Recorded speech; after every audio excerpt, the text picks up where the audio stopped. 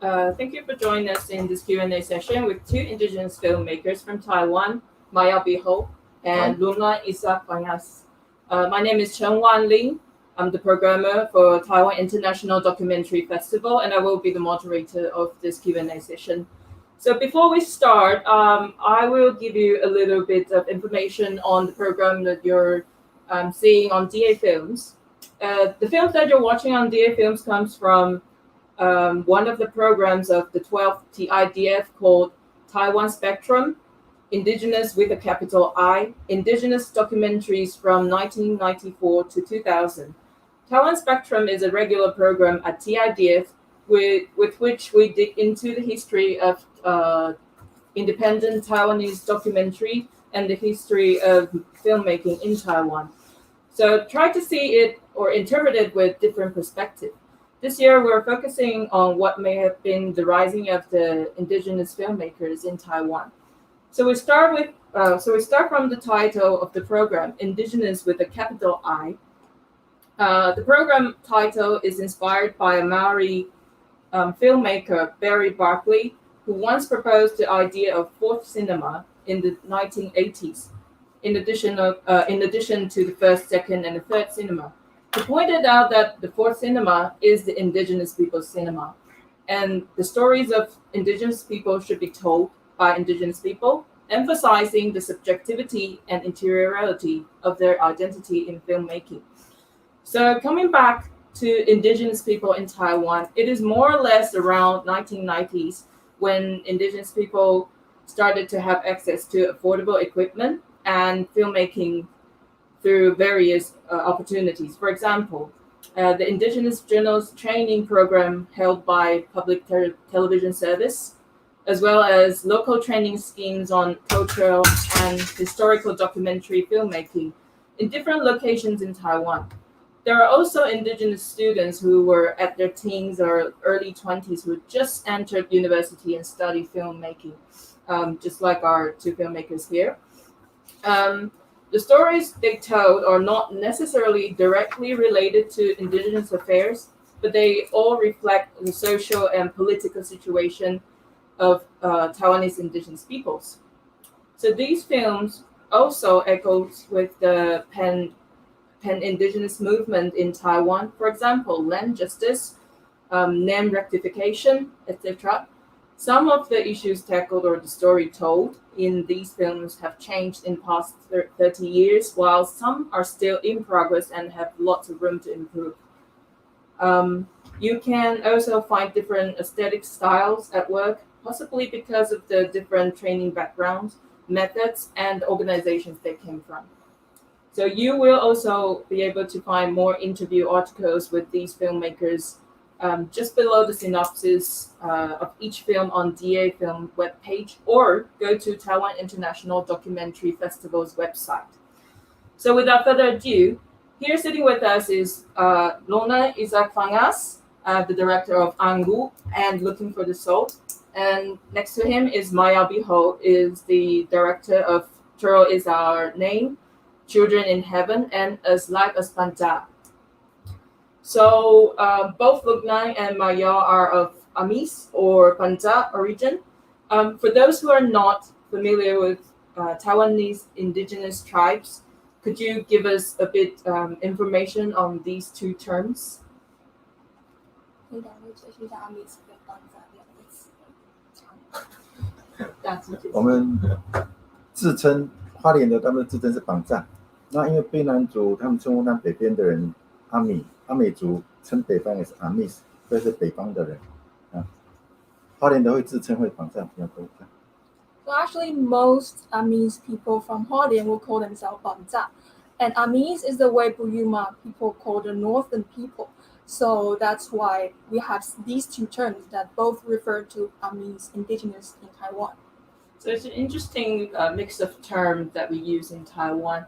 So I think before we start with the questions about the films, I would still like to ask the two of you to give us a little bit background information of yourself, and since when or why did you start putting more focus or become more aware of your identity of the Banta culture And what was the trigger? 为请两位介绍一下自己，还有为什么会开始讨论跟自己的身份问题。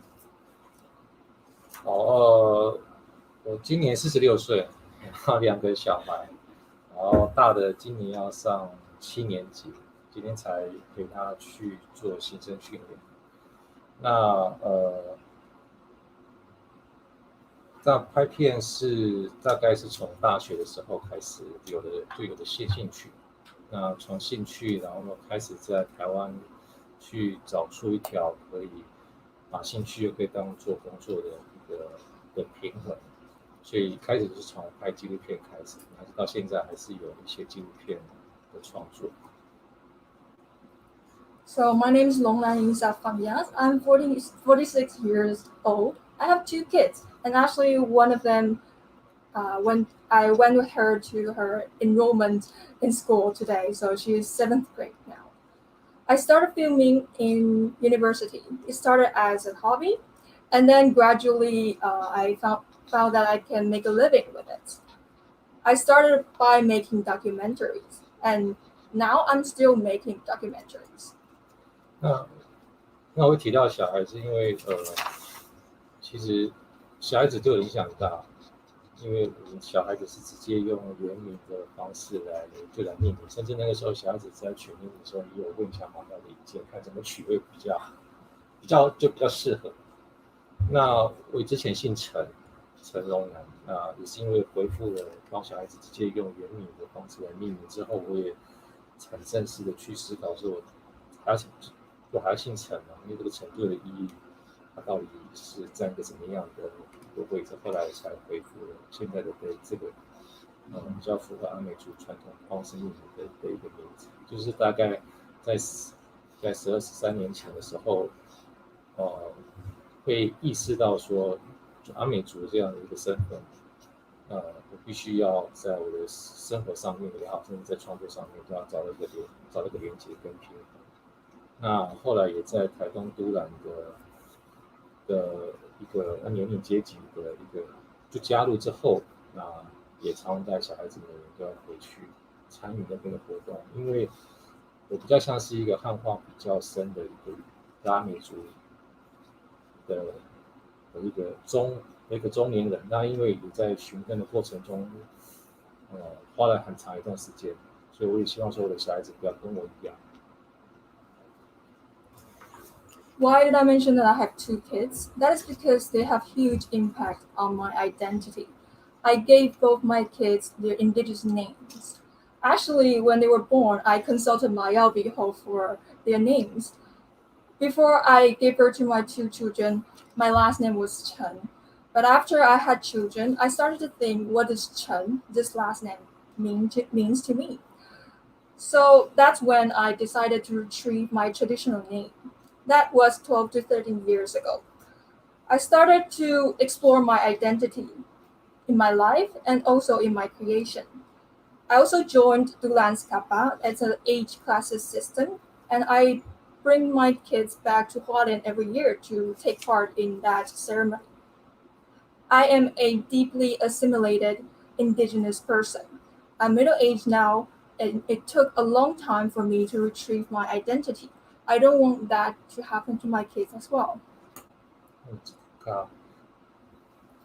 你知道嘎巴你有命啊？谢谢。这样很好。我是在高中毕业之后来台北，在当兵的时候才开始发现我的身份跟一般人有些不一样，某些不高兴、不快乐的情就越来越明显。So I came to Taipei when I was a high school student, and then I also did my military service. And during that time, I found that I was not happy about who I was.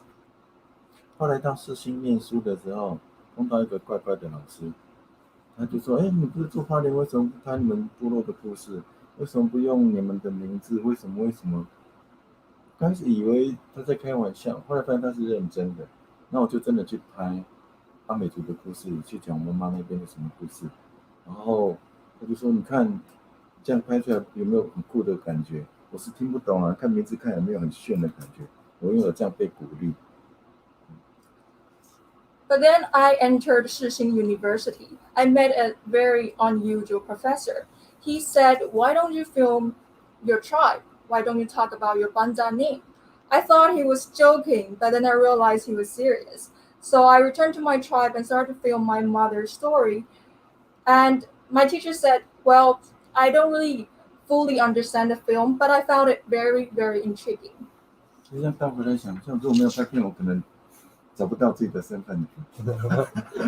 So if I didn't start filming, I would still don't know who I am today. Luckily, you started. 需要感谢那个老师。Okay. So I want to explore a bit more on Lungnan's identity and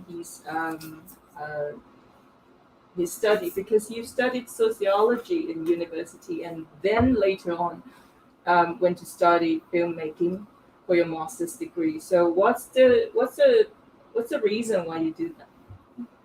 因为社会学基本上是一个很好的初步去认识这个世界的一个学问。但我发现我想要认识这个世界的方式，可能不是在这个学术上。就讲白一点，就是我没有那么的好学，反而花很多时间来这栋大楼的4楼去看这边的一个有很多台湾的片或者是世界的片。然后我觉得我在这边得到很多的养分。So I think sociology as a discipline is a great way to explore the world. But I also realized that I'm not very interested in the academic world. But when I was studying in the university, I came here in this very building on the 4th floor a lot, because this is a Taiwan Film Institute where you can find abundant resources of Taiwanese films. 然后在每次看片的过程，有时候真的会看到睡着，但每次睡的，不管有没有看懂，然后睡醒之后还是觉得会被电影给感动，就觉得好像这个影像的力量有一种，算是对我来讲是一种很好的，好像在心里面如果有很多事情想要分享的话，我觉得好像拍片是一个蛮好的方法，所以就花很多时间，不管是从拍照，甚至从看片里面去慢慢累积喜欢电影的这种感觉，甚至去参加影展。但到毕业的时候就开始想说未来要做什么事情的时候，我觉得拿起摄影机去拍片就变成我在当时的一个选，就是它就变成我当时一个选项，所以就开始拍了这2部片子。When I was watching films here in this building, I actually fell asleep a lot, but I was still deeply moved when the movies end. And I realized that films is a great way to share your thoughts. So I started to take photos and I started to learn how to make films. I also attended a lot of festivals. Upon graduation, I decided that maybe using camera to share my views and share my thoughts is a way to, it would be a way for me. So that's why I started to make the 2 films, Angu and Looking for the Salt. So maybe a little bit on Mayaw as well. So you mentioned that you started exploring your identity through filmmaking when you were in university. Were there any obstacles or difficulties during the process? Because entering the tribe or the village with camera can be quite difficult sometimes. Were they very accepting, or did they refuse you, or how do they see this, people from the village? 刚开始只要有被拍，他们都是很高兴的，只要有拍都好。然后你即使拍片子放给他看，他第一个会在乎的怎么没有我，所以不会想太难。怎么那么少？对，为什么我都陪你那么多，还请你吃饭，你为什么没有放我的部分？ 当然也是某种开玩笑看，其实但就被拍到，就长期下来，对我们反而是常常他们会跟我们讲，如果大家有高兴不高兴，特别麻烦一直跟我们讲，我们不拍，感觉是我们对不起他，所以我们就不缺题材。某种我们有拍不完的题材，因为他们是跟我讲不能够拍摄，好像是我们的错，这样。Okay, so I think most of my subjects feel very honored when I went there to film them. And whenever my films are played, a lot of my subjects will say, well, where am I? I don't see me. Why do you give me only so limited screen time? Of course, most of them are joking, but I think for these subjects, for my people in the tribes, they do want us to make films about them. And sometimes I even feel that a little bit guilty that I don't make enough films. So there are endless topics to explore. 后来我们就拍比较会某些急迫性的题目，急迫性的老人。常常那个现在就是常常跟大家说，我又拍死了一个，我又拍死了一个，被我拍死了一个。要不我们心里会无法克服那个，我们就只能够是真的是他们孩子其实都也可以，还是会感谢说还好有那个画面，还好有那一趟，还好有一趟，都要有这样的心理准备，心理建设。And actually, on the more serious side, a lot of elderlies, they're passing away. They're bound for the grave. So making these documentaries is very important, and it's also very meaningful for their offsprings. They are very grateful that we make these documentaries that keep the image of their loved ones. Okay, so I think we will move on to the questions regarding the films. I will start with Lungnan. In Angu, the indigenous students in the Soundtrack Club were mostly unfamiliar with their traditions and of their tribes and wanted to learn about themselves and their tribe through these ceremonies and activities that they do on campus. So I think this is the situation also resembles most of the urban indigenous people. So you, as one of the members of the club, and back then, and at the same time, you're someone who's documenting the whole process. How did you look at the awkward situation or the complexity within themselves, as well as between them and those who are not indigenous background? 我是1994入学，就是念大一。然后那个时候，如果没记错的话，整个台湾的学运也好，或者是原民运动，基本上已经到了一个末期。然后那个时候，很多台大的学长姐在推的就是去阳明山那边，去让原住民的3个字可以入线。但是到我们这一届之后，就比较没有这样子的对外的社会运动的参与，所以在社团的内部，大家都会在思考说，那我们原生在这个社团的下一步是什么？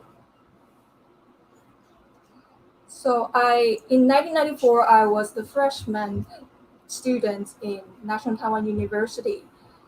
At that time, it was close to the end of the social movement era of Taiwan.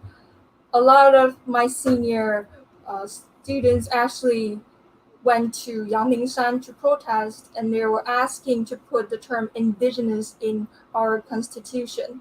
But when I was in the university, this was over. So our on-campus indigenous student club, App Soundtrack, was thinking, what should we do next? 然后那个时候有一个，他也叫麻药，本牧师叫麻药国莫。他那个时候因为在前几年的社会运动里面，因为他常常在指挥车上面担任总指挥。那个时候台湾的集会游行法基本上还算是蛮严厉的，还没有一个新的法律去改善之前，他那个时候就要被判刑入狱。那时候我们几个学长姐还有带我们这些新人，然后去支援他，希望能够在他入狱的前一天能够有一个抗议的一些活动，我们可以来主导。At that time, there was another man. His name is also Mayaw, but it's Mayaw. He was a very famous activist who led a lot of protests.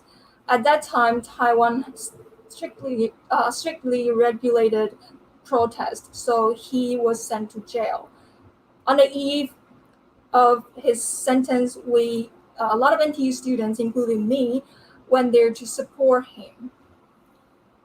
那时候台大的原民社团跟其他学校的原民社团比较不一样，是我们比较以学术或者是抗议走，就是作为我们社团的主要的路线，不像其他的社团，其他学校比较偏偏文化或偏歌舞类。然后那个时候我们就是很积极的主动也参与这样子的一个抗议的活动。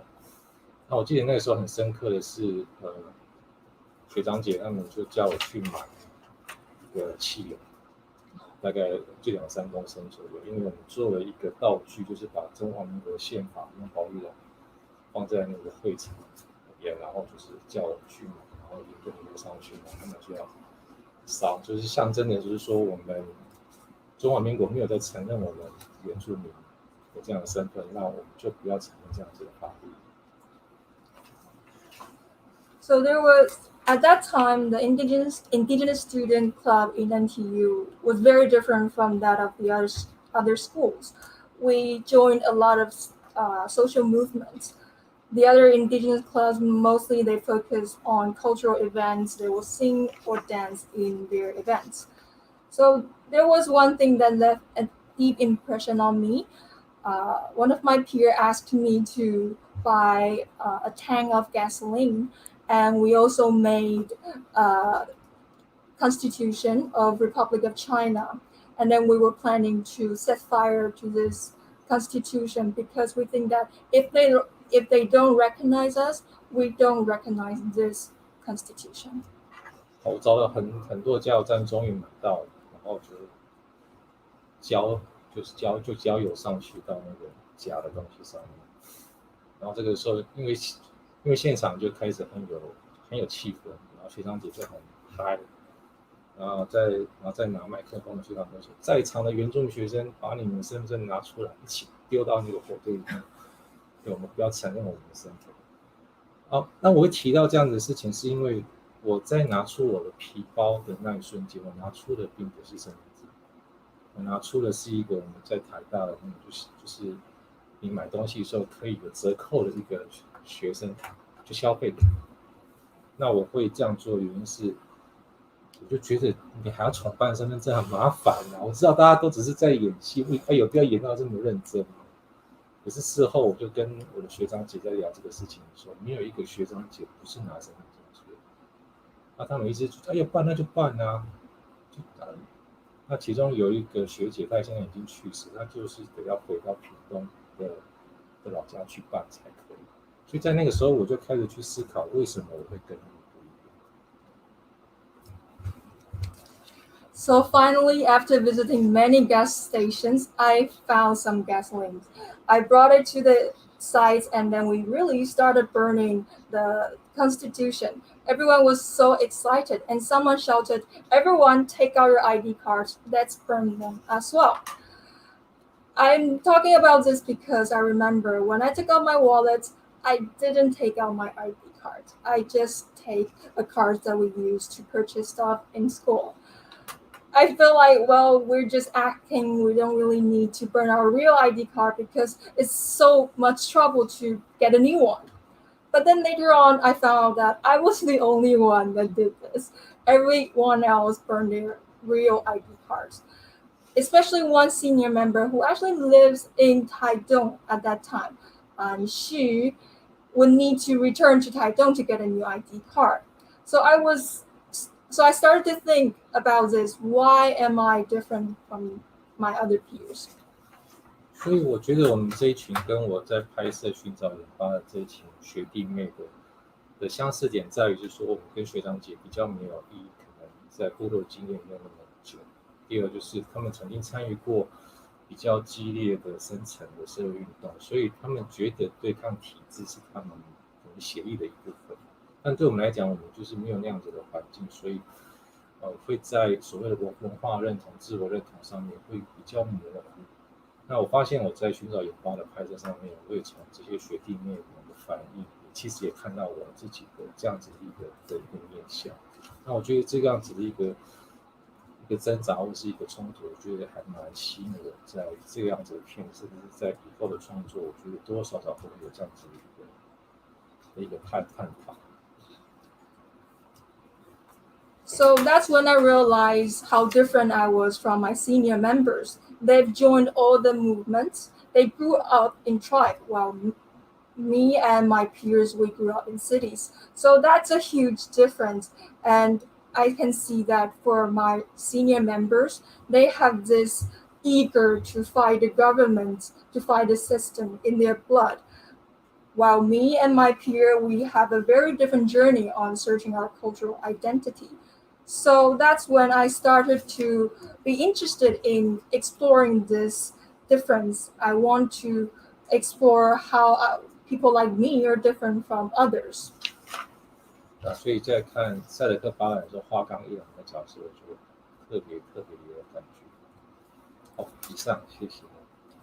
Okay, so later on when I watched the film Setik Ballet, there was a character that was half Japanese and half indigenous, and I feel strongly related to this character. That's my sharing. Thank you. So, because we spoke a lot about social movements back then, and you were obviously behind the huge wave already, but for social movement, it happens all the time throughout the process. It doesn't go away. It's still there. So I want to turn to Mayaw here on Children in Heaven, because it's part of it. It is also related to social movement, and some issues and problems happen in our society. So in Chiro is our name. You used a lot of interview, but in Children of Heaven, you used you barely used any interview, and most of them are interviewing with the No No song by Arakimbo, and a lot of stills, photos. So what is your approach? Why do you choose this approach? Could you tell us why, or how did you construct the film the way instead of the traditional approach, or instead of talking about more of the social movement aspect? 那时候流行一个 MTV，就步步歌，就听到这个歌，什么歌？每次看完说，哎，不知道是谁。再等了1个月才确定，哦，原来是胡德夫唱的步步歌。我就想要做一个影片的主题曲。我是先有这个歌，听了蛮久，很有感觉。然后那时候在三一部落，因为阿美族跟河水的关系很不一样。那三一部落一般对土城板桥那边对河水就是那时候叫垃圾山，所以就很不一样的感觉。So at that time, No No Song was a hit song. And for a month, I kept listening to it, and I really want to know who was the singer. And then I realized it was Arakimbo. I decided I wanted it to be a theme song for my film. And also at that time, I was paying attention to the issues of the tribes under the bridge. For Banza people, river has a very special meaning. But for people who are living in the city, they only see this tribe as a destruction to the city landscape. 先有了那首歌，我就想讲那个故事。每次被拆迁，桥上人就说那边是违法的、脏乱的，怎么样。我就想说，我要从底下拍一个不一样的角度来讲这件事情。So I kept this song in my mind, and then whenever I saw someone pointing finger at the tribe and saying that they're destroying the view, I started to think that I want to tell the story from a very different perspective. I want to go under the bridge and see what the people there think. 我自己不爱讲话，小朋友面对事情也不好讲，刚好符合。那我们就想办法用写的某个几段小朋友当时模拟小朋友的心情，他们跟鸽子、跟人、跟警察的关系，就成为这影片的结构。对。Personally, I don't like to talk, and that's also the same with the children under the bridge. So we decided to show their emotion through writing. We want them to share their feelings of what they're seeing, what they're experiencing, especially with the police.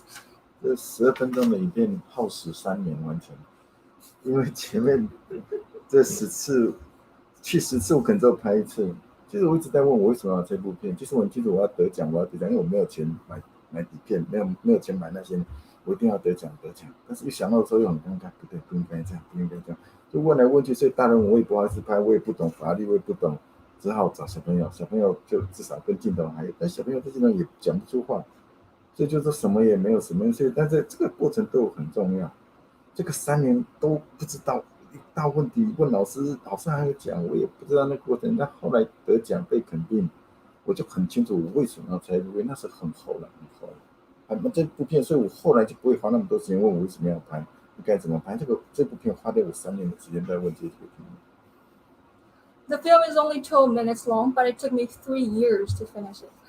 I visited the tribe many, many times, but it was very hard for me to make the film. At that time, a very strong motivation for me is to win an award because I just need the money to get more equipment. So I was very guilty at that time, and I didn't know anything about the law. So I feel like maybe it's easier to start with the children. However, the children, they also didn't know what to say. So it took me 3 years. I consulted many people. I also consulted my teacher. I didn't get any advice. But in the end, I was awarded for this film. And that's when I became determined. I now know why I want to make films. Okay, so I want to come back to Lungnan on your film Angwu. As a family member, you were obviously very close to the protagonists in your film. Obviously, because you're family, so you know everything about them, literally. But you were also not really, no. That's true. We don't really know our family sometimes. But you're also trying to be a filmmaker. But you weren't a filmmaker. You were just a university student who studied sociology. So were there any difficulty or struggle in keeping distance with your protagonist, or that's something that you're not aware of, only realized later on? I mean, during the process, how did it go? 先讲，就今年4月，这个片子又在几年后又在这次的 TIDF 在放映，结果在现场跟 Q&A 的时候，我大概没有办法像今天讲那么多，因为大部分时间我可能都在哭。对，就是如果对Mayaw来讲，就是他天堂小孩是可能还在挣扎，到底是要不要得奖，还是要不要拍一个什么故事的那种挣扎。其实在这个片子，我很清楚知道说我拍这个片子的目的只是为了要考这个学校，虽然我没有考上，但他还是带给我，就是我可以了解我妹妹她当初为何设计的这个故事，还有爸爸妈妈的心情。所以在今年4月放映的时候，看到他们又都到齐了，然后片中的小孩子也都长大了，就会觉得有很多的感触了，就是很多的这个片子所发生的事情，好像在现在有一些也是正在发生，但是有一些事情我们都一起，就是一起度过，一起克服了在当时的一些不理解或者是艰难。虽然在情感上面有时候还是会，好像很亲近，可是有时候又因为都没有常住在一起，所以又有点陌生，就那样子的一种的感觉。所以在今年在放映的时候，在那样子的现场，它常常会让我想到这样子的事情，我就觉得讲太长。So this year, the film was screened again by TIDF in April. During that QA session, I was not as calm as I am now. I was very emotional. I was crying a lot. Mayaw mentioned that Children in Heaven for him was an exploration of his career, and also, of course, he wanted to win an award. But for me, it was clear that Angwu is just a way for me to get admission into a graduate institute of filmmaking. So in the end, I didn't get admitted. But in the process of making this film, I understood what my sister was going through and also what my parents were thinking. So this year, when the film was screening at CIDF, everyone was there. My parents, my sister, and also Angwu.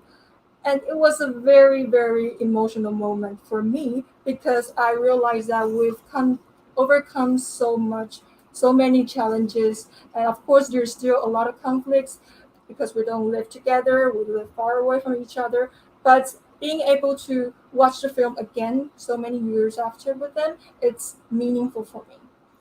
然后这个片子之后有一个探讨，也不算探讨，是一个困扰，一直这样，就像是一个梦魇一样，会一直缠绕在可能不只是我，是所有的拍纪录片都碰到，就是我们到底有没有资格拿别人的影像做创作的时候去参展，甚至是得奖。对，那我们的得奖意义，不管是来自于名，或者是来自于这一些奖金，到底对于我们的被拍摄者有多大的影响？那这个片子就是让我一直陷到那样子的一个氛围，或者是我没有办法在那个时候为这个问题找到一个答案。虽然在后面我还是拍纪录片，但是我也知道说，我希望能够越拍越远，不要拍家里，因为有时候拿摄影机对家里拍一些故事的那样子的揭露，有时候至少在当时的就还有现在的我，其实我都会觉得那个东西我现在还没有办法很舒服找到一个好的位置，所以我就拍学校呀，或者拍我之前的当兵的朋友，甚至现在拍比较是可能跟音乐有关的一些朋友们的故事，我还是在找那个位置。But after the film, a question keeps bugging me. I think it's a nightmare for most documentarians. I kept wondering, do I really have the rights to tell the story of my subjects? Do I have the right to receive the awards that's basically their stories? And what's the right for me to tell these stories? So after Angu, I decided that I will never film my family again. I want to stay as distant as possible, because I think pointing a camera at your family, it's like you're disclosing their secrets, and I don't feel comfortable in doing that. So that's why I turned my camera to my peers in school, in military service, and also now I'm filming a musical. And I would say I'm still exploring what's the right answer. So your family actually watched the film when you finished, and then they watched it again this year. Was there any difference of their reaction? How did they feel? Or how did they feel back then when they watched it? 我爸他今年在看的时候，他第一个反应就是，这什么时候拍的？怎么会有？简单看很多画面，他都忘记了，因为大家不会常看。然后里面的主角那个安谷，他就觉得自己小时候很可爱。然后有的小孩子在看的时候就觉得姑姑就是我妹妹，我就觉得姑姑怎么以前的她的发型那么长，就是一些比较是对于外貌上面的一些调侃。但我知道他们其实在心里面的真正的想法，基本上我们在这种谈话里面，都不会很轻易的把它说出来。不过他们来，然后来看，我觉得某种程度是，不管是对于我的支持，也是对于这个片子想要再回忆的一个具体的做法，所以他们的出席已经有很大的意义。Actually, after watching the film this year, my dad asked me, when did you make this film? He couldn't remember clearly what happened at that time. I think it's only natural because obviously we don't watch it every year. And Angu, the protagonist of the film, said that, I was so adorable when I was little. And my children, they watched the film too, and they laughed at my sister, their aunt, because of her hairstyle. So, of course, everyone is joking a little bit. I think it's because it's hard to share your deeper feelings at this point. But I really appreciate that they came to the screening and they were there to support me. That was very meaningful to me. So, okay, so maybe I'll turn to Mayaw for now. Pearl is our name. So this, if I'm not wrong, this is your first film, right? 好像 You make too many films. So you were still a student and when made this film. So what inspired you to make this film? Why this Dragon Boat team?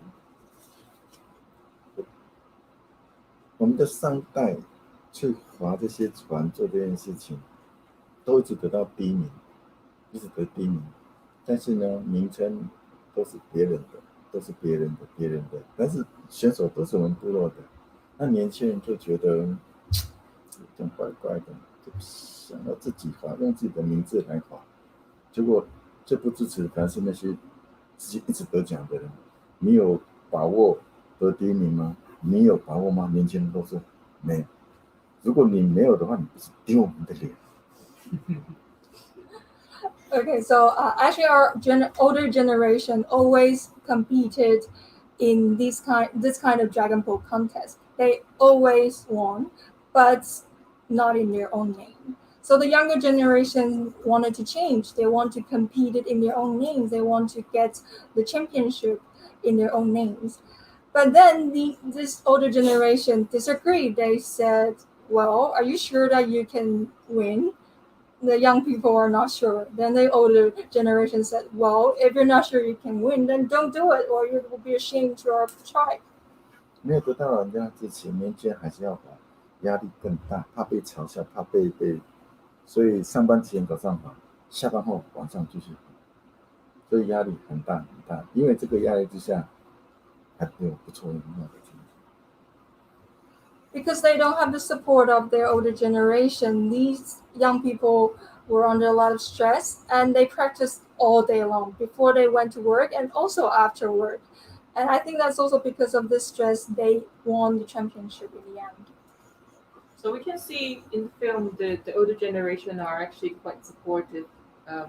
We're actually quite supportive in the end. They all came to the competition and cheer for them.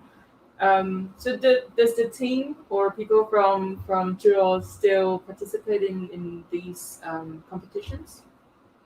有人家在影片后面有来支持嘛？然后现在这个队伍还有再继续比赛吗？你为什么要我那么难堪的问题？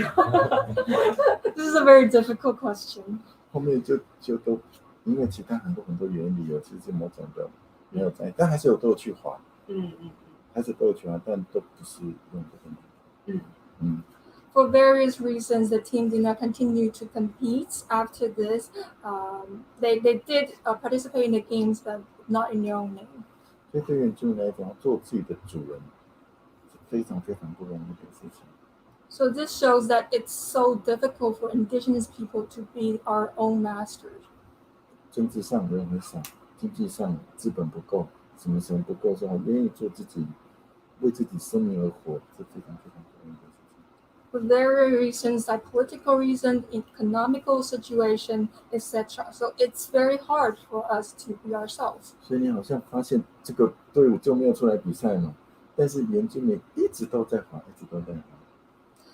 So you will find that this team has stopped competing in their own name, but you will still see a lot of indigenous players in this kind of games. 那社会可能也不知道为什么人这么爱滑。这题我们这种世代的都不知道的，为什么人这么爱划船？跟区也没关系，跟种植也没关系，跟那些都没有关系。南岛民族过去本来就航海，没有 GPS， 看星星月亮就可以划过去，还可以回得来，所以能够活的都是精英中的精英，这不是开玩笑的。所以那个集体，你看都不会得第一名，没人在划，强调是那个集体一起的感觉，那个认同是很有力量，在基因里面很久很久。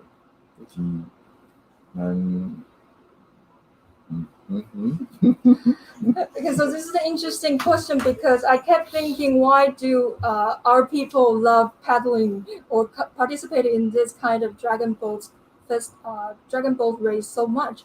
We have nothing to do with the culture behind Dragon Boat Festival. But then I realized maybe that is because we belong to the Austronesian family. Maybe paddling is in our blood because in the past, our people would need to sail in the sea, and those who can return are the best sailors. So sailing for our people brings a sense of community, a sense of belonging. I think it's like these in our genes. So we were mentioning about older generation. So could you tell us a bit about the Gamapu? 它是我毕业制作的影片。我本来拍这部影片是要完成我做作业，是拍我寻根，因为我的爸爸是所谓的外省人湖南人，我妈妈是所谓的阿美族板寨人。那我要拍一个自我认同来当我的毕业制作。Actually, the film on the Kamaku was my graduate project. Again, it's just an assignment. But I also wanted to look at my roots. My father was a mainlander that arrived with the KMT. His hometown was Hunan. And my mom, she is Banza person. So I wanted to figure out who I am. 我选这里拍是在某一年的冬天，在报纸上面有个广告，向部落学习。什么部落值得那么多人来学习？我很想去看那个部落，我更想去看什么样的人会想跟部落学习。所以就在这个马古代港口部落，就去的过程就看到这个阿公，他不会讲中文，但是活动8点前他就到，然后活动5点结束，他才最后不离开。我知道我这个人，那是冬天，那我就决定暑假的时候我要去找他。所以暑假到我就知道他的家。So in one winter, I saw an ad on the paper. It said, "Come and learn about tribal culture." And I started to think, why would someone want to learn about tribes? Who would want to learn about tribes? So that's why I visited Makutai, and that's when I met the Komaku. We all call him Grandpa. He couldn't speak any Chinese, but every morning he arrived before 8 a.m. And at the end of the day, he was the last to leave. So in that winter, I decided to make a film about him. And the next summer, I arrived at his house and started to make a film about him. 所以那个暑假他去哪里就跟着去哪里，就一直跟着他。我母语某种的0分，他也都会帮我挡住，他知道跟别人讲。然后去山上去，我想拍他打猎的过程，他会讲很多，完全是比手画脚。每次看到这影片，看到我自己都超级尴尬的，到那个朋友完全比手画脚，完全是比手，完全听没有。但是他从来没有骂过我，也没责备过我，从来都没有。所以在这个2个月的过程里面发生一个事情。So next summer, I went back and I followed him everywhere. I couldn't speak any Banza language, but he would tell people that, well, yeah, he speaks fluently. I followed him when he's hunting. We had to communicate using body languages. Looking back now, I feel ashamed, but he never scolded me for not being able to speak Vietnamese. 平常在家就安静的做编织，都不讲话的，然后什么事都是尽量不讲话。他祭典仪式他是讲话最大声最多话，但是平常生活就不讲话。但那一年他的话比较多，会讲一个故事。就那一年他去台北领一个奖，而总统会颁奖给他，他不会讲中文，但是听说李登辉会讲日语，就准备了一下很多话跟他讲。但是颁奖的时候，李登辉只跟他说了恭喜恭喜，他就走。为这个事他很不高兴，很不高兴。At home, he didn't talk much. He weaved a lot, but he didn't talk a lot. In the festival, he would talk a lot. However, in this particular year, he was complaining about one event. He was invited to visit President Lee and received an award. He wanted to talk to the president, but the president only said, "Congratulations," and then left. He was very angry about this. 我讲说你管理2000多万人，我管理的是2000多人，我也是一个部落的总统啊，你应该跟我多，你怎么可以这样子叫我非常他非常在意这件事情。所以这部片本来是我要寻根的故事，因为他感受太多了，变成影片中的主角，我就变成我的毕业制作，成为这部影片。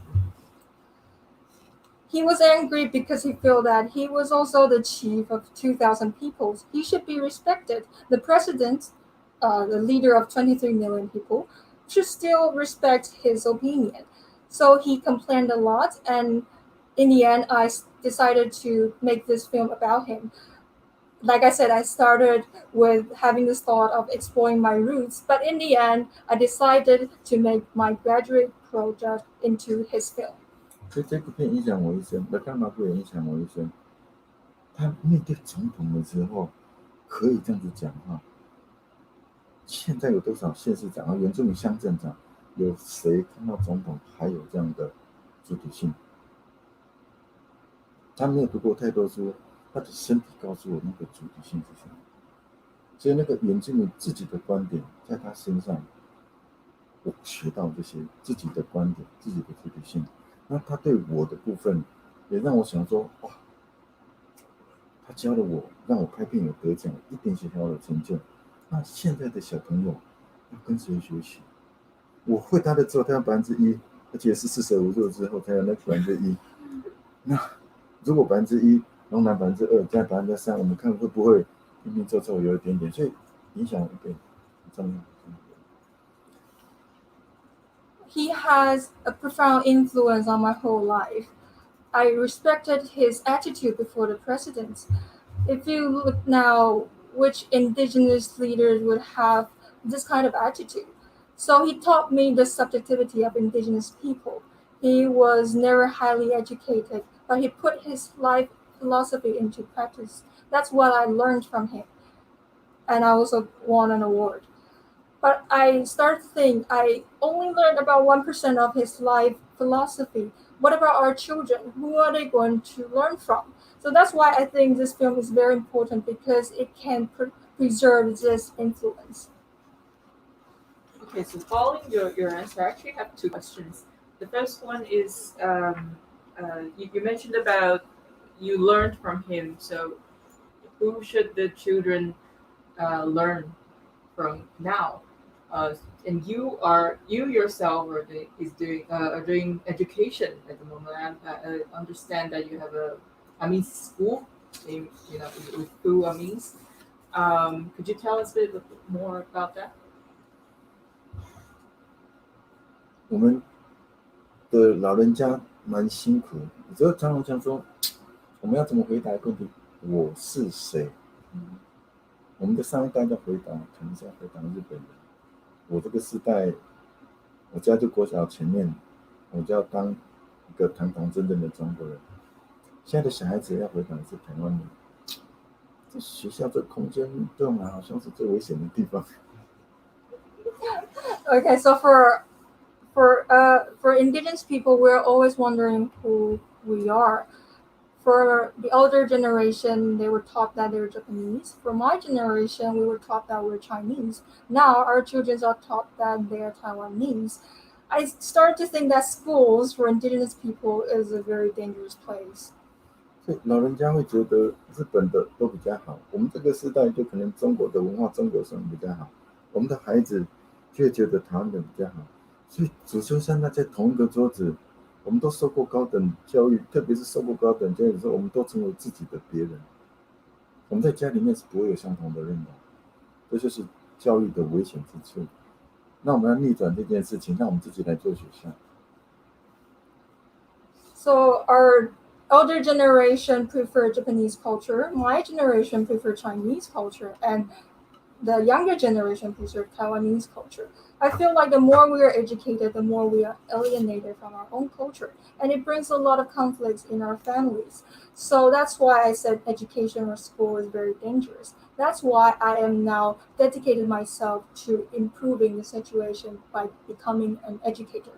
我们希望孩子可以用自己的语言听自己的故事，用自己的语言学习自己的文化，然后可以很清楚、很确切的回答我是谁这个问题，不用再闪躲。I hope that our children will be able to use our own languages to tell our own stories, learn about our own cultures, and now they can confidently say who I am. 感谢主办单位送我那张图， Do 来不及打开 we 了。 do we want to open it? Yeah, Yeah, we have a big sort of poster here of Legamakur, which we made during the festival, and it is a present for Mayaw Biho, because Legamakur is a very important person for him and for all the Bansa people as well. 我们在台北，晚年我们是同个时代吗？ No, we're not. 我们在台北好像什么是好孩子？是德智体群美，武艺并重才是好孩子，就是骗人。在台北是会考试的才是好孩子。我们大家教我们孩子应该长什么样？我们觉得一个就像那个马哥一样，活出那个反萨人的样子。他坐在那里就可以。Do we see this? 很稳定的一个绑栅栏的样子，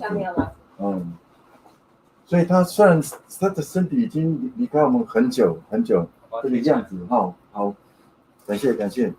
我们希望人，他身体已经不在，但是很多人讲说，勒干妈夫他以前说过什么，他已经做过什么，所以这个就是某种永恒的概念。我们希望每一个人都有机会，每一个人都可以往那个可以在生命可以有那种永恒长久的状态。So people would say you have to be versatile to be a good student. I disagree. In Taipei, you only have to be good at studying and you will be a good student. But what I admire is people like Lekamapu. He is very sure of himself, as I think you saw it in the poster. He passed away years ago, but his spirit is still with us. People still remember what he said. And that's what I think is internal. And that's what documentary can do. We can put his word in films and everyone will remember what he said and we will make his spirits internal. I said I have two questions. The other one is simpler. The English title of this film, As Life as Banja, is actually following the Chinese title. But I know there's an Amis title to the film. Does it have any meaning? Could you explain that to us?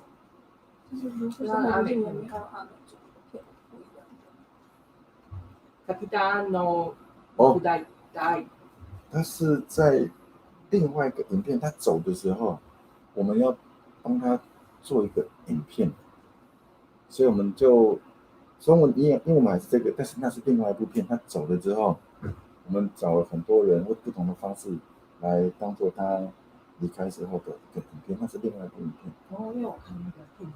对，那是另外一个影片。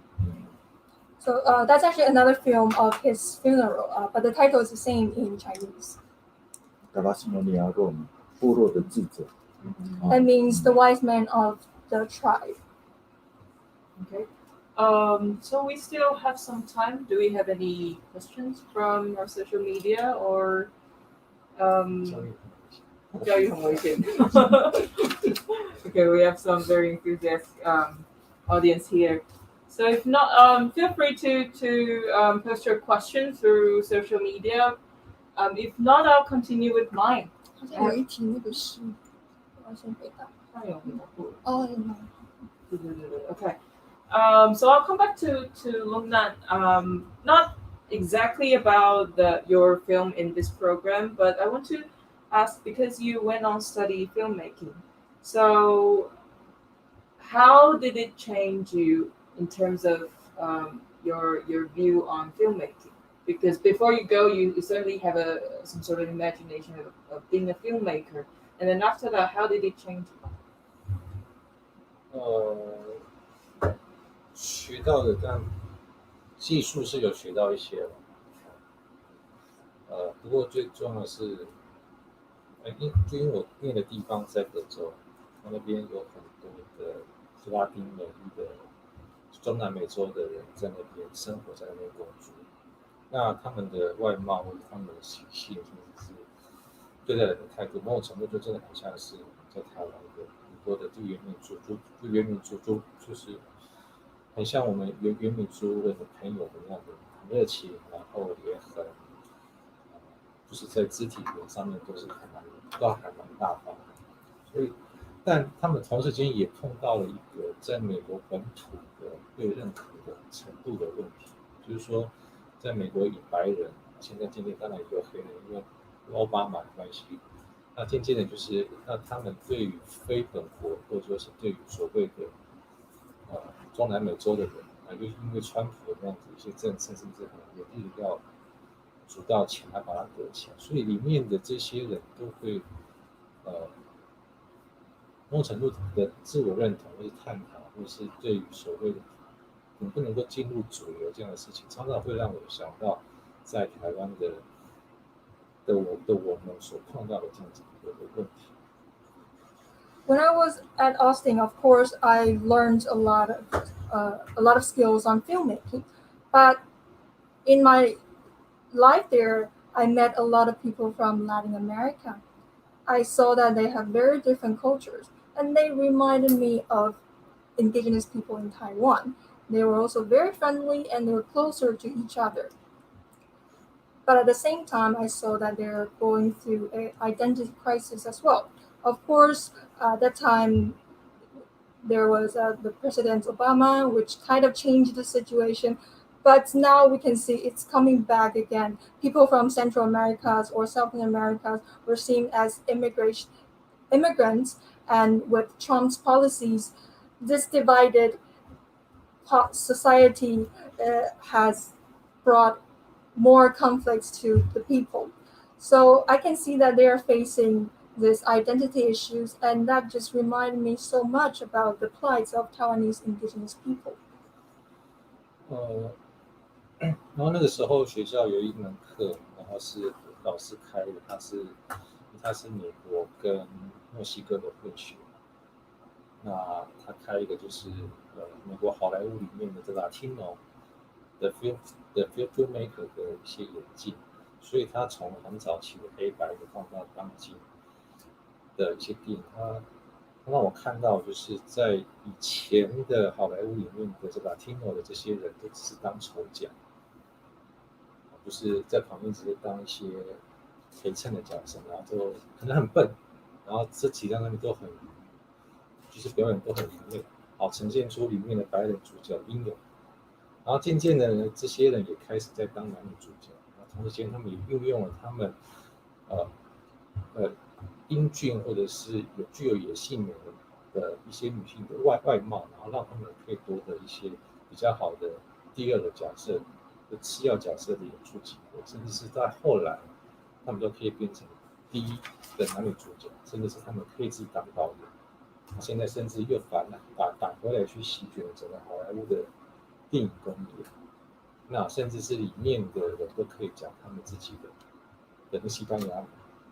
说这个事情已经变得是，你如果用50-60年的这样长距离来看的话，好像整个好莱坞的一个影业，整个Latino 的这一群人，他们渐渐的有找到他们的说故事的主体体系，跟那个利用电影来作为他们反抗的一个武器。那我觉得我看到这个部分，我就很想要在台湾也在做类似的事情。During my time in Austin, I took a course by a Mexican American. His research was on the Latinos characters in all of the Hollywood films. He found that in the past, Hollywood film would star Latinos, but they only played very comical roles. They looked kind of stupid. This is a way to emphasize the white characters. But then later, these Latinos started to take on more important roles. And during the stage, there was more focus on the appearance. They have to be beautiful or very handsome. And much later, these Latinos they could become the protagonists, and some even become filmmakers. Now we're seeing that Latino films are changing Hollywood movies. It's very common to hear Spanish in Hollywood films. This is a very long process. It lasted for 5 to 6 decades. Latino are using films to retrieve their subjectivity, and they're also using it as a weapon to fight white superiority. And that's what I want to bring into Taiwanese cinema. 然后在6-7年前的时候，我跟马耀找我有机会去云台一起去做一些实验。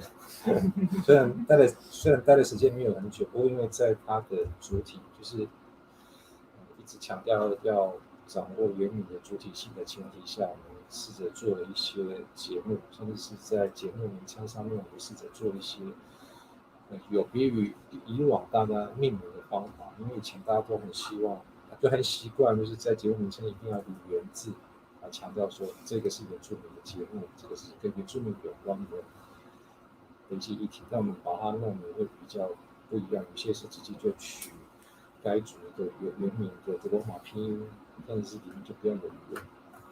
那也做了一些节目是跟突破或者探讨刻板印象没有关的一些案子，就是说这些想法，有些东西可能就是在国外在学习的时候所看到，刚刚举到的一个例子给我的一些反应，甚至是我现在我在做一些剧本开发的研辑，所以有一个系列也是跟原理的刻板印象也有关系，因为会有比较像是原跟汉之间本来的一些不太理解，甚至是里面也有原住民对原住民之间的一些不太理解，他可能有比较深刻的歧视，有所谓的伪歧视的一些看法。他当然会希望用比较轻松的喜剧的形式去把这样子的一个议题，希望大家能够在欢乐之余也可以有深刻的讨论。Actually, 6 to 7 years ago, Mayaw Biho was the chief director of Taiwan Indigenous Television, and he invited me and others to join him in, I would call it experiments. We tried to reform. We didn't stay long, but we tried to introduce the subjectivity of Indigenous people. One example is we tried to change the norms of naming the program. In the past, the television group would insist that we need to put the word indigenous yuan in our titles. But we feel that that's just another way of stereotype. So we changed how people name the programs. We would use romanization of indigenous words, or we would just remove the word yuan. I think it was a breakthrough. We removed some stereotypes in our programs. And I would say this all started when I was studying in Austin. And now I'm working on writing stage play, and that's also what I want to do here. I want to remove stereotypes. We're dealing with a lot of misunderstandings among Indigenous people and Han people, or even among Indigenous people. We're also dealing with issues like micro-discrimination. But I want to present them in a more light-hearted way, and that's what I'm doing right now. So you mentioned about the conflict or the difference between Han Chinese people and indigenous people. And there are actually more conflicts or influence by other culture in Taiwan on our indigenous peoples. I want to come to Mayaw here. We can see from your film As Life as Fangas, there's this conflict of or dilemma between traditional belief and Christianity or Catholicism. So this conflict or dilemma still exists, or how does it affect the tribe, the religion?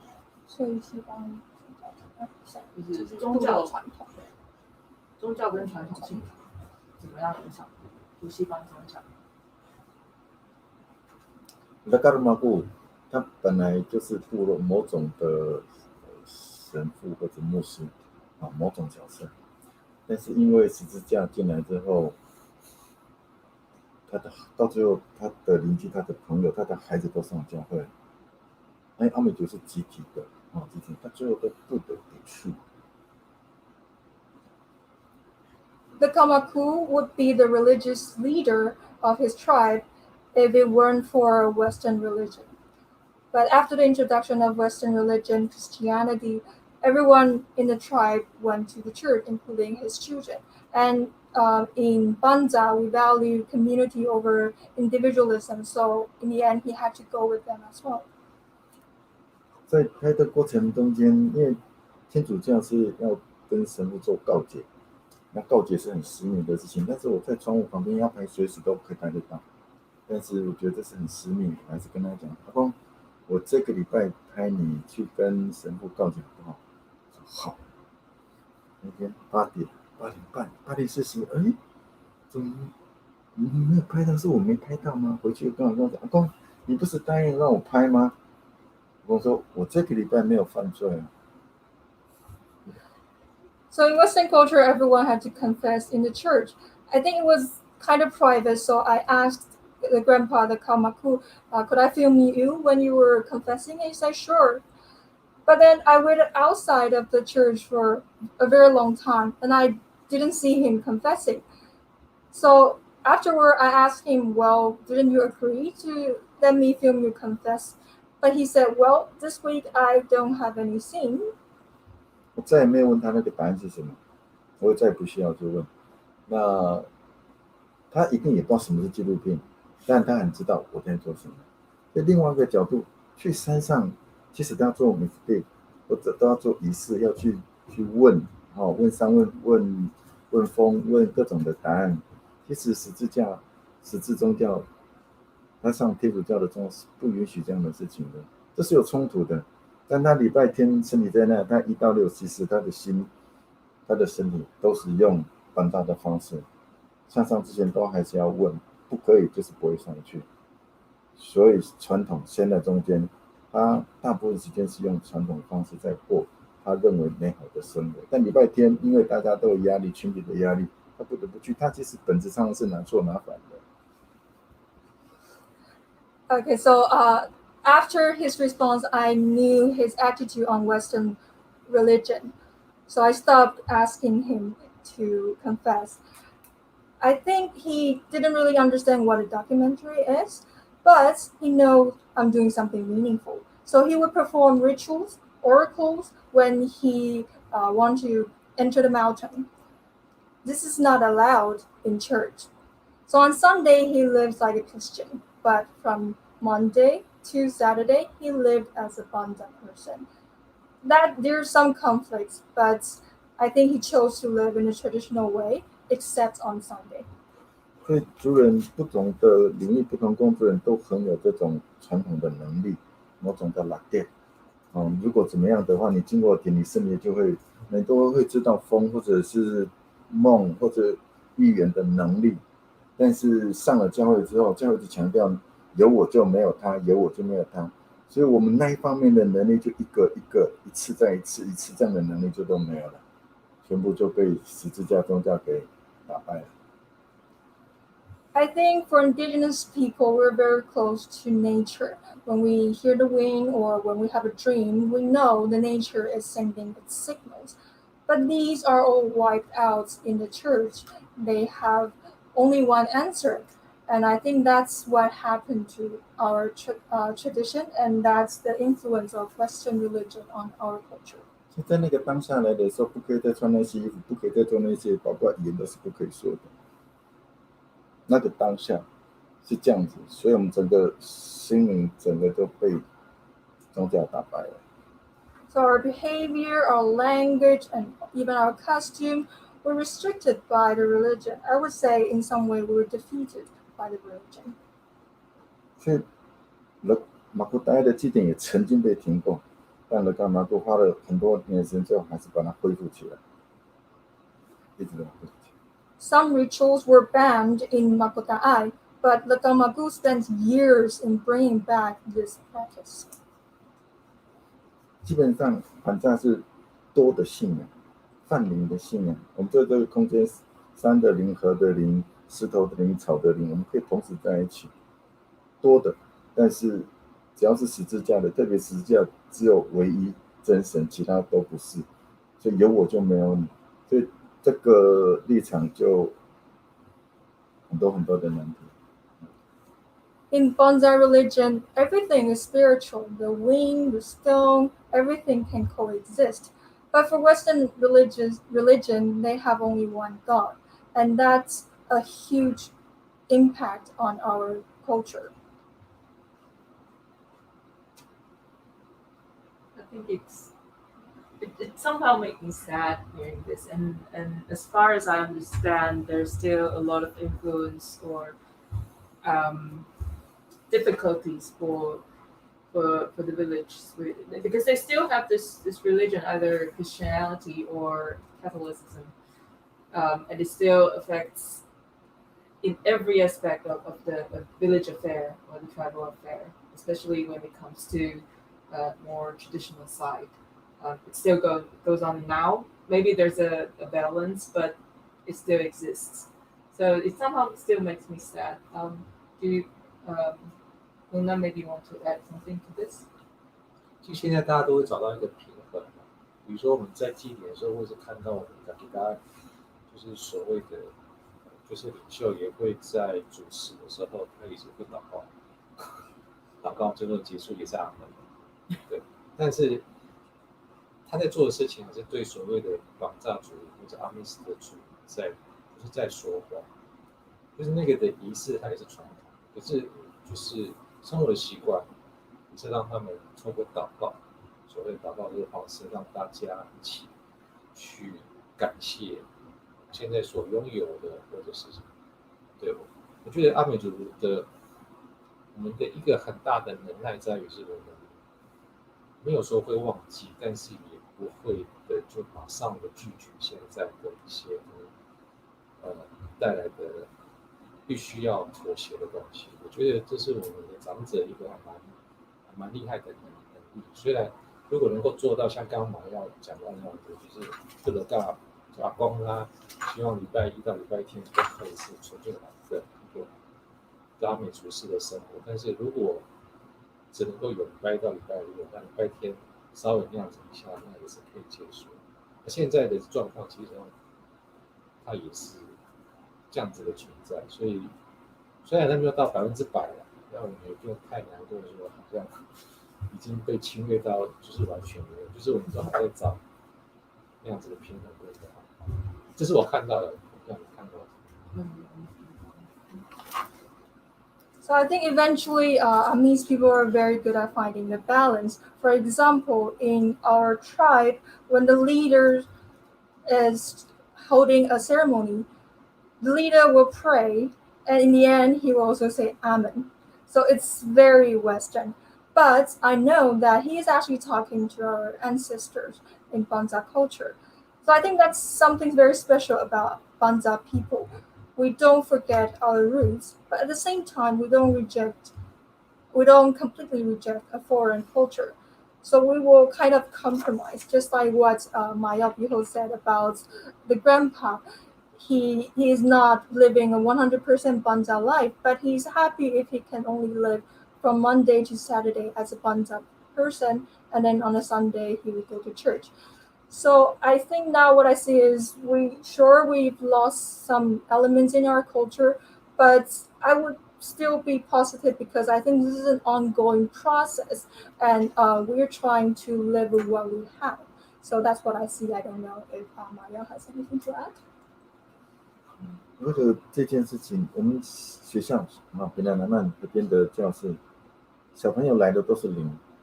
第二学期开始，我们跟孩子讲说，进来呢，第一个要跟土地打招呼，因为我们吃的菜、吃的东西都是从土里长出来的。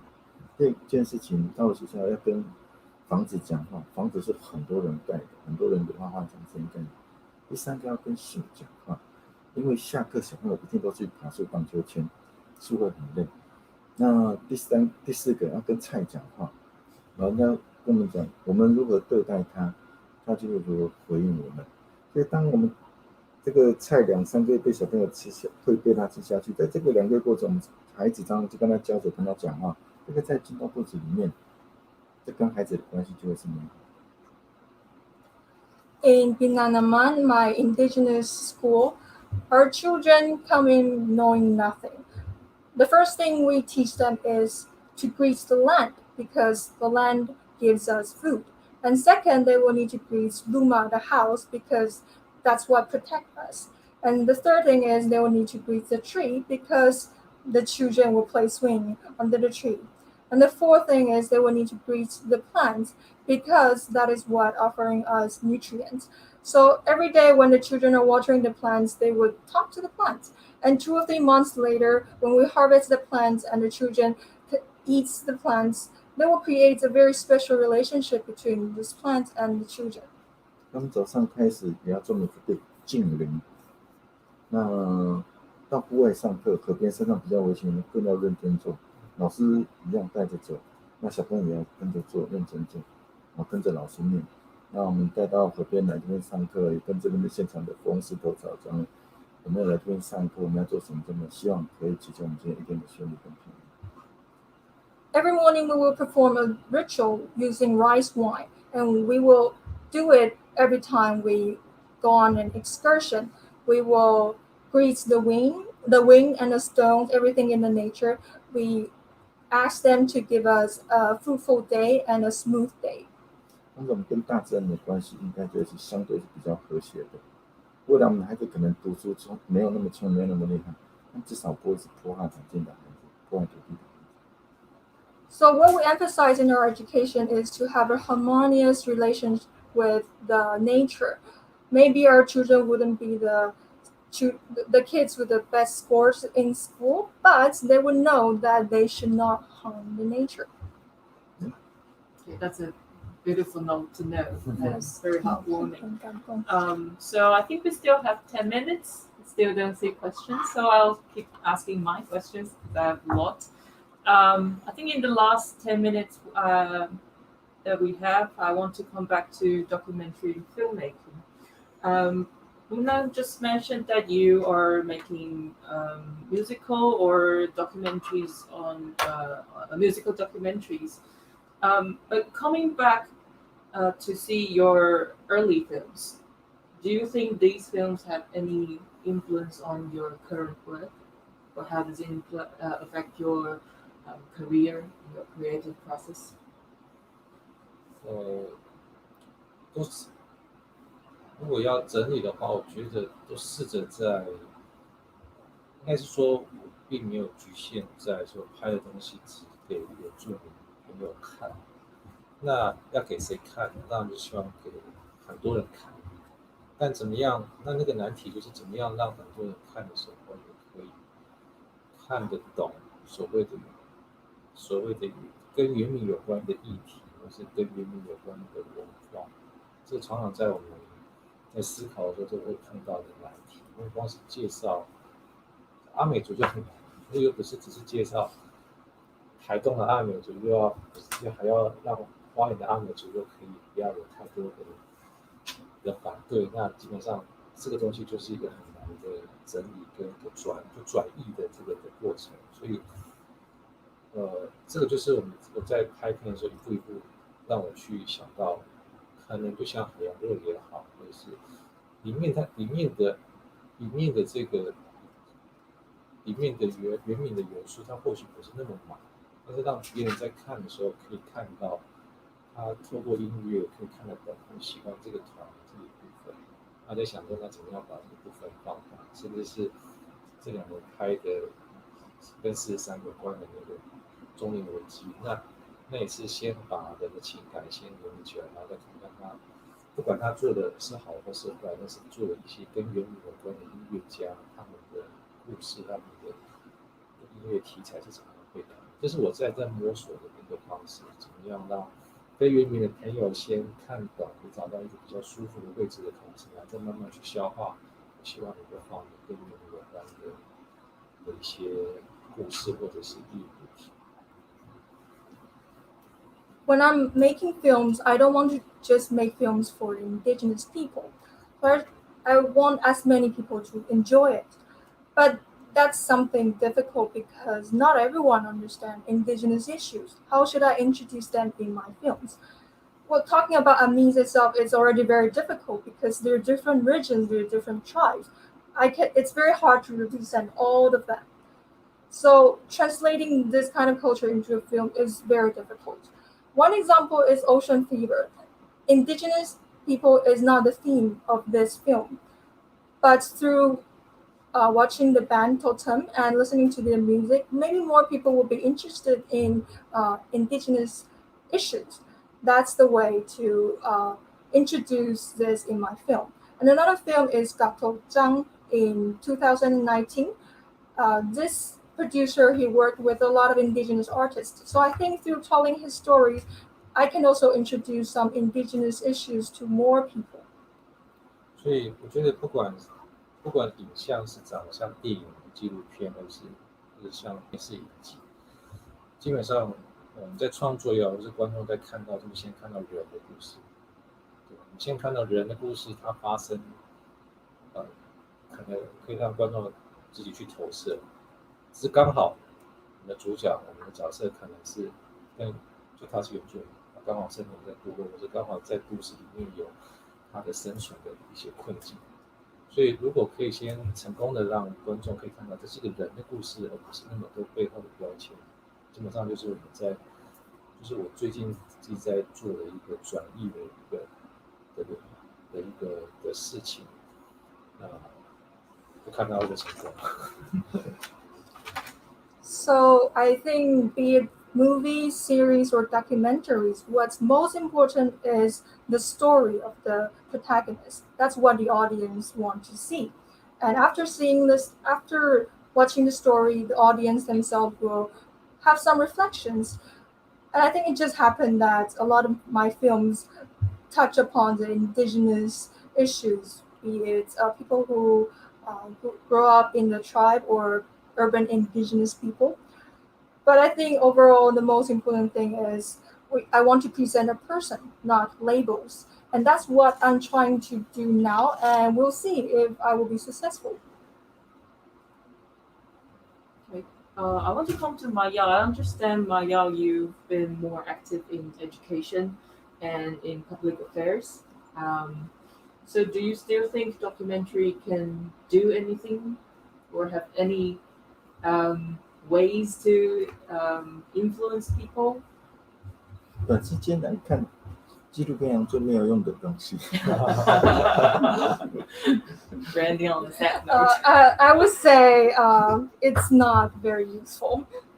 需要一段时间以后才看得出，当下是很没有用。但是纪录片它是一个，它的特质很独特、很短的，然后一个人就可以把它做完的东西。它更独特，它的形式是可以有比相对其他艺术的形式比较多批判的这个特色，我很喜欢是在这个地方。You only see the influence of a documentary after a longer period of time. But there are some upsides about documentaries. It's quite simple. You can make it on your own. And the most important thing is documentary is a tool to criticize what I see. 所以如果我们的文化或者是要很重要的事情，如果年轻人可以拿起这个摄影机，可以拍一些短的东西，可以记录起来是还蛮重要的东西。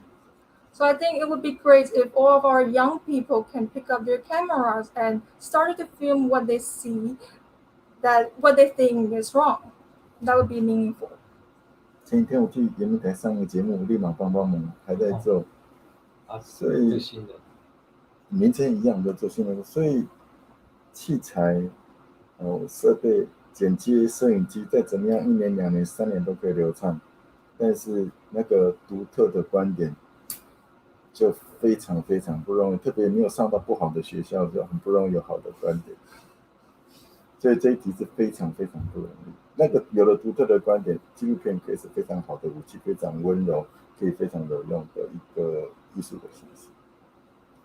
So the other day I went to a program at TITV, and what I saw there is I think you would need to have a very good culture in order to cultivate a unique perspective.